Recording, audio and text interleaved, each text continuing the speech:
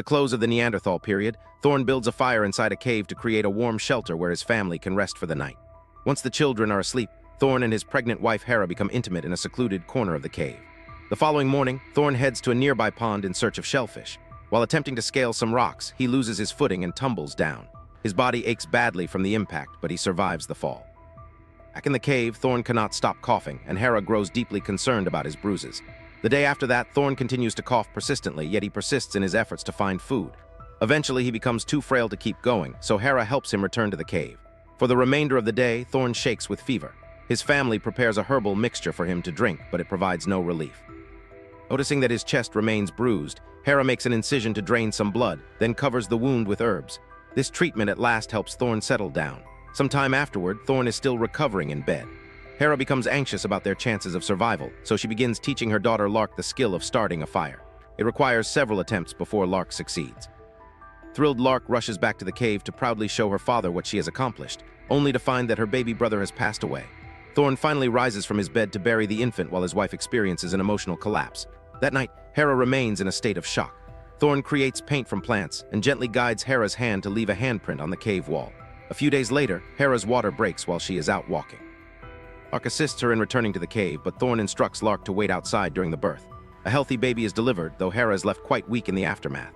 As the days go by, Hera's illness persists. In the end, she passes away and Thorn buries her beside their infant.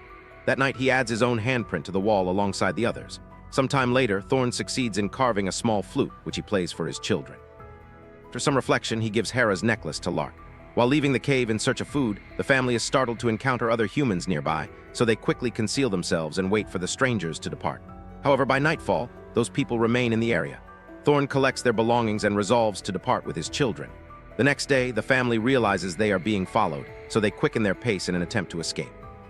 A few mornings afterward, Thorn is roused by someone tapping his shoulder. He sees that it is the strangers, so he wakes his children and they try to flee. Yet the men encircle them and prevent their departure. Thorn rushes forward to shield his children, feeling anxious because he cannot comprehend the strangers' language. He's a Neanderthal, and these newcomers are Homo sapiens. One of the strangers speaks to them kindly and uses gestures to show that he is offering food. Thorn and Lark decide to taste the dried meat, and they smile once they realize the group has good intentions. When the strangers prepare to leave, Lark expresses her desire to join them. After hesitating, Thorn consents. The group pauses to make camp. Thorn feels somewhat out of place and chooses to play his small flute to distract himself. The others request that he teach them, and everyone enjoys the music, which helps Thorn feel more accepted. A few days later, they reach a Homo sapiens village, where the residents warmly welcome Thorn and his family. The newcomers adapt swiftly and begin to feel at ease in their new community. Thorn even enjoys playing with the local children. Lark reaches the appropriate age. She marries the man who had first helped them. Both parents offer their blessings, and the whole community celebrates the marriage. In 2025, Claire and her colleague Greg attempt to get intimate, but things do not progress smoothly. They acknowledge that they are too intoxicated to continue and decide to stop. Greg wants to sleep, but Claire asks him to leave her apartment. He asks if they can try again another time. She declines and pretends she needs to prepare for work. After Greg departs, Claire satisfies herself using a toy. The next morning at Princeton University, Claire arrives for work. As an anthropologist, she has the opportunity to examine a Neanderthal skeleton. She receives a text from Greg but chooses to ignore it. During her lunch break, she spots Greg walking close by and takes an alternate route to avoid him. Claire speaks with her mother on the phone, expressing her enthusiasm for this new position. There is potential to publish a significant paper, uncover insights about the origins of humanity, and possibly even contribute to curing cancer. In the evening, Claire finally replies to Greg with a very neutral message. Some time later, Claire receives a call from her mother while heading to work and decides to let it go to voicemail. Later, she gets a text from Greg inquiring about her job, so she responds cheerfully and they exchange messages for a while. Then her mother calls again, and this time Claire answers. She's devastated to learn that her mother has cancer and may not have much time remaining, causing Claire to break down in tears in a corner. In the evening, she attends a party and runs into Greg. They go to his apartment, and this time Claire successfully orgasms. The encounter is brief, and Claire leaves immediately afterward because she has an early flight to Vancouver. The following day, Claire arrives at her mother's house. She confesses that she feels powerless and unsure of how to help. They visit the hospital together, where Claire must watch her mother undergo treatment. In the evening, she video calls Greg, and he is glad to talk with her despite the late hour for him. She tries to keep the conversation casual, but she eventually breaks down and reveals that her mother is dying. He offers her as much comfort as he can. When Claire returns to work, she struggles to focus because her mother keeps calling, and she promises to visit again on the weekend. Later, she meets Greg, and after some intimate time together, she discloses that she may need to resign from her job to care for her mom. She is devastated by the prospect of abandoning her groundbreaking research. An hour later, Claire has a meeting with the dean and formally quits. She departs the country after sending only a message to Greg. On the plane, she cannot stop crying. A few days later, Claire calls Greg seeking support. Her mother's condition has deteriorated severely, and she keeps thinking she may never return to the United States, which makes her fear that their relationship might not endure. Nevertheless, Greg remains hopeful about their future together. Some time afterward, Claire's mother finally passes away, and Claire calls Greg once more for comfort. The next day, Claire tries to call him, but he is occupied with work and sets it aside for the moment. Eventually, he returns her call, but she is busy and must end the conversation quickly. In the evening, she texts Greg while he is having dinner with friends, leaving him uncertain about how to respond. Weeks later, the couple is on a video call, and Claire notes that they have spent more time apart than together. She begins to vent about how she can no longer cope with the situation, only to accidentally confess that she loves him. Greg finds it endearing and reciprocates his love, but Claire remains irritable. Some time later, Greg moves in to live with Claire. She tells him that she has persuaded the university to allow her to continue the research remotely. Greg surprises her with a necklace crafted from the small object that the Neanderthal skeleton she studied had been holding. Claire adores the gift and kisses him, yet she is also aware that taking it was highly unethical, leaving her with conflicting emotions. The 2029 holidays, the couple falls asleep on New Year's Eve and wakes only when they hear their neighbors celebrating at midnight. A heavily pregnant Claire wonders whether they should relocate because the house feels outdated, but Greg prefers staying there. Claire then considers applying for a professorship and appears visibly nervous, so Greg suggests they go to bed for now. Claire first checks on their son and admits she is uncertain about accepting the position because it would take her away from the family. When the couple brings the children to the museum, they discover Thorne's flute on display. Neanderthal artwork also resembles him, suggesting that the skeleton belonged to Thorne and that Claire's necklace had once belonged to Hera. The tour guide claims that Neanderthals were not intelligent, but Claire and her son promptly correct him, citing the flute as evidence. After the guide walks away, Claire reminds her son of the value of unity, noting that Neanderthals and Homo sapiens had formed families together. In the distant future, longevity-enhanced pilot Cockley awakens aboard an extremely advanced spaceship. She converses with her AI co-pilot Roscoe while exercising and asks whether they have reached their destination. They have been traveling for 210 years, meaning 126 years remain in the journey. Cockley makes a joke, but she feels profoundly lonely. After performing some repairs, Cockley eats lunch. All the food consists of pureed versions of familiar dishes. While eating, she interacts with the table screen and discusses the ship's impact. Roscoe reminds her that this is its purpose and expresses concern about her mental state, particularly since Cockley has not been sleeping well. Then Cockley inspects her plants and wonders if they are receiving adequate water. Roscoe checks the soil and confirms that they are.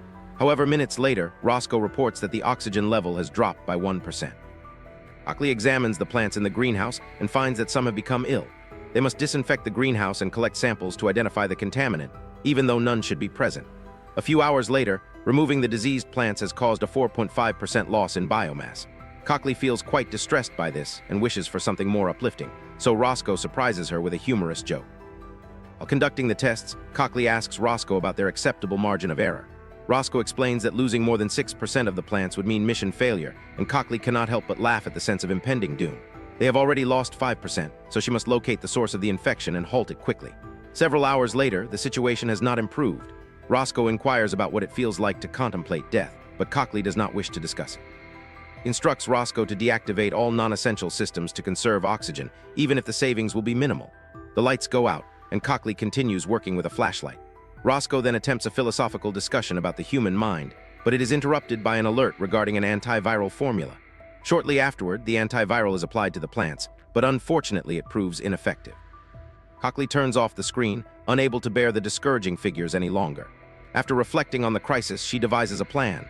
Since they do not know which plant is carrying the virus, they should eliminate all of them. Once the oxygen is purified again, they can grow new plants. Roscoe notes that destroying all the plants would leave the ship without sufficient oxygen and would endanger the human embryos they are transporting. Cockley realizes that she consumes 98% of the oxygen, so she proposes that she should sacrifice herself and allow Roscoe to deliver the babies to the new planet, where robots could handle all the work. Roscoe doubts that an AI could properly raise children and prefers to explore options for generating more oxygen. We'll need to perform calculations to determine if a backup greenhouse can be established. Sometime later, Roscoe suggests placing the secondary greenhouse in the computer compartment. They could convert the mainframe using the algae aboard the ship. This would supply oxygen straight to the life support system. Cockley observes that this would permanently disable the AI, but Roscoe believes its highest purpose is ensuring human survival. Since Cockley refuses to turn this into a contest over who sacrifices first, Roscoe agrees to run a simulation to determine who is more likely to fulfill the mission.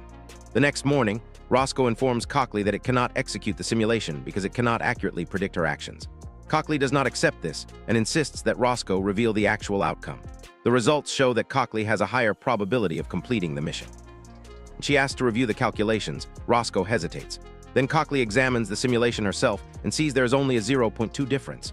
She verifies the numbers again and notices a luck factor favoring her. Roscoe explains that humans possess a certain element of creativity and luck that is difficult for it to quantify. With no alternatives left, Cockley retrieves the manual and searches for instructions to shut down Roscoe. He uses tools to open a panel in the wall and locates the computer's mainframe. Roscoe directs her to the lever on the podium and reassures her that it will not cause pain. When Cockley asks for any final words, Roscoe requests that she look after the children well. Cockley tells Roscoe that it was her only friend and weeps as she pulls the lever to deactivate the AI. The next morning, Cockley feels lonelier than ever without Roscoe to talk to. This does not prevent her from working to convert the computer room into a new greenhouse. Before long, plants begin to grow there. Weeks later, the oxygen in that room is completely clean. Ready to proceed, Cockley consults the manual once more to learn about artificial wombs. The process is highly complex, but she succeeds in setting one up in the nursery. Sadly, the first attempt fails within just a few hours. Cockley refuses to surrender and continues studying while repeating the experiment many times. After numerous unsuccessful tries, Cockley finally produces a baby, whom she names V when V grows old enough. Cockley explains how Earth was dying, leading to the creation of the ship to establish a new civilization on another planet. It also discloses that everyone aboard had their DNA modified to achieve this goal. The babies develop at an accelerated rate to repopulate swiftly, while Cockley ages very slowly so she can finish the mission. She is an exception because humanity has learned that immortality is ultimately undesirable. The connections between the three stories then become evident. Thorn instructs the next generation in how to create fire. Claire imparts her knowledge to her children and encourages Greg to become a more involved father by having him speak with their son after they discover inappropriate movies on the family tablet. Cockley gives birth to 2 additional babies and teaches V how to care for them so she will never be alone. They tend to the plants in the computer room together, always saying, "Thanks, Roscoe," upon entering. She also has V run thousands of simulations daily in preparation for emergencies. He dislikes these simulations because they frequently fail, so Cockley speaks to her with gravity.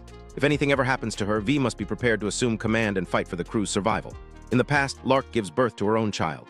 When that child is old enough, the necklace is passed along. That night, Thorn sits peacefully by the fire and dies content, knowing his family is safe. When the family buries him, they add another handprint to the wall and place the necklace in his hand. In the present, Claire and Greg listen as their adult son discusses a new science called elixir that could extend human lifespan. Backstage, they leave the necklace for him along with an encouraging note. On their way home, they talk about the elixir and agree that they do not wish to live forever, as it would make life feel meaningless, and that an ending gives existence its significance. When Claire dies of old age, her sons weep at her bedside.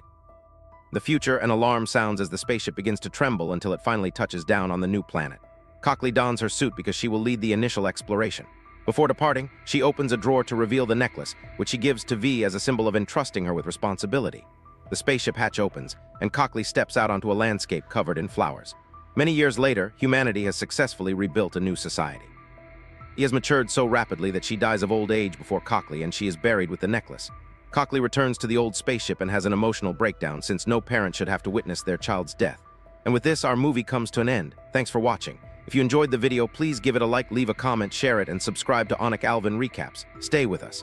I invite you to watch the next video. I'm signing off now.